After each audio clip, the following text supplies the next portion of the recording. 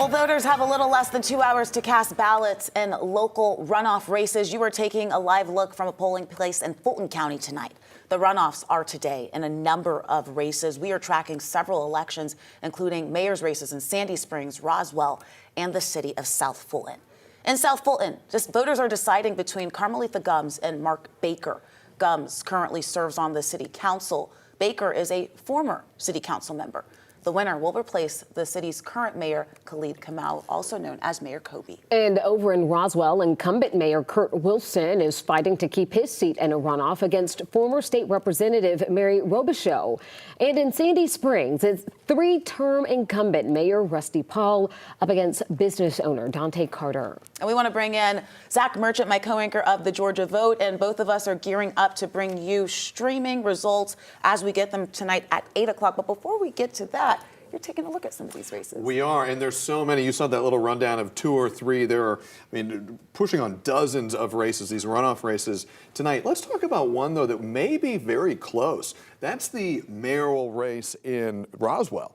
Roswell, if the past is any indicator, the general election results, the top vote getter and the second place vote getter both moving into the runoffs that are happening tonight. They were within about 1% of each other in the number of votes they got back in November.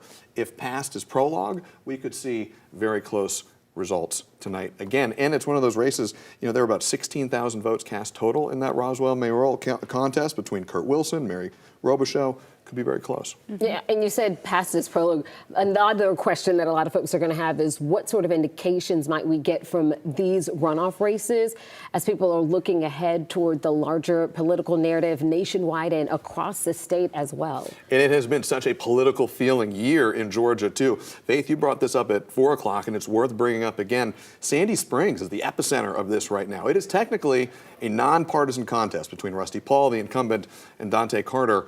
Faith, you pointed it out, and it is true. It does not feel all that nonpartisan right now. Dante Carter has a long history with the Democratic Party. Rusty Paul has a long history with the Republican Party. You've got Republican Governor Brian Kemp weighing in and endorsing Rusty Paul. You've got two-time former gubernatorial nominee Stacey Abrams endorsing Dante Carter. And those two, Abrams and Kemp, are some National of the biggest voices in both Democratic and Republican parties. For Sandy Springs. Sandy Springs. Sandy Springs mayor race. Yeah. And I feel like that really does speak to what we could be seeing coming up in 2026. It's been a very busy year. And you know what? There are more elections, both another runoff in a couple weeks, and then we're going to have this special election to replace Representative Marjorie Taylor Greene sometime in 2026. It just keeps coming. It doesn't stop. Never ending. Never ending. But we're going to keep tracking it. And that's why we have the Georgia Vote. You should join us every Sunday at 11. Put a plug in right there. Georgia voters have had a lot of opportunities to vote this year. Will this be the last election night of 2025?